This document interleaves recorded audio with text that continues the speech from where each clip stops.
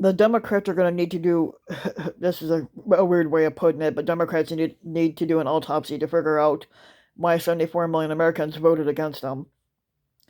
In the spring of 2013, after their defeat in the 2012 presidential election, the Republicans conducted an autopsy in their party to determine how things went wrong, and there were recommendations for tactical and organizational changes, but the most important of them involved a call for the outreach to groups of Americans who had either been shunned by the GOP or been considered unlikely recruits to the ranks of their voters. The African Americans, Latinos, and members of the lesbian, gay, bisexual, transgender community, and in one of the more ironic developments in modern American political history, 3 years later, the Republican primary election voters chose a man who espoused views that were the very antithesis of those recommendations.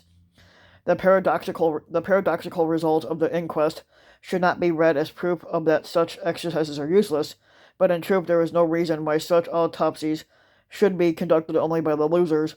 Winners such as 2020 Democrats would be well advised to conduct one of their own about why 74 million Americans voted against them and why they lost strength in the House of Representatives. Soul searching is not a prevalent mood among Democrats right now after the invasion of the U.S. Capitol and the re-impeachment of the former squatter Donald Trump. They are entitled to a temporary feeling of triumphalism, but there was also little cause for them to do some reflection on how they should reach out to the tens of millions of voters who rejected them and who were sullen and even rebellious. And this is not to argue that hardcore, what they call Trump loyalists or believers and implausible conspiracies can be won over, but rather it involves how hard the winners are willing to work out to understand the losers. Excuse me. The Democratic Party since the 1930s has been the home of both the better educated and racial minorities, but for most of the period was also the political home for blue-collar workers. By the 1970s, two of its most reliable bases of support found themselves at odds with each other. As African Americans advanced demands for both the expansion of political rights and economic advancement, the Democrats' blue-collar voters perceived these gains as coming at their expense, but busing to achieve what they called the integrated goals and affirmative action became emotional flashpoints. Bridging this divide became kind of a political high wire act for Democratic presidential nominees. They did not always manage this very well, as seen as in Hillary Clinton's basket of deplorables reference to Trump followers in 2016 and Barack Obama's dismissive "they cling to their guns and religion" in 2008, a reference to the GOP voters. The high-mindedness in what they call adherence to a political party is an unstable substance that can mutate into contempt and virtual signaling. I have spent enough time among the hardcore Democrats, especially those in the academic world, to recognize this character flaw. We also pick up the scent of it among people in politics and the media, and profiling is a practice directed not solely at members of minority groups.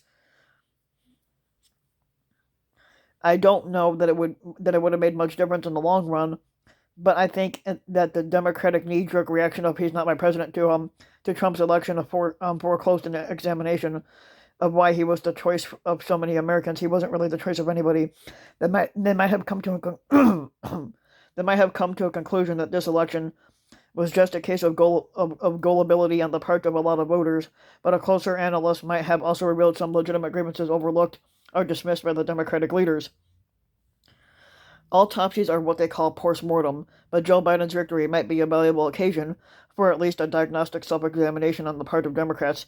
This doesn't mean the convening of some grand council of party elders or to exercise in hand-wringing and pearl-clutching.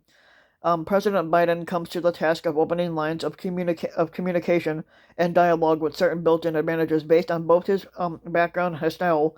No loyal Democratic constituency needs to be sacrificed, and this is not an exchange of prisoners. It will not be an easy task for Biden to establish channels of communication with people who believe his election was fraudulent, because it wasn't, but they need to be persuaded that the refusal to acknowledge the legitimacy of this election, however misguided, does not place them beyond the pale, and that their grievances will be at least acknowledged. Yep.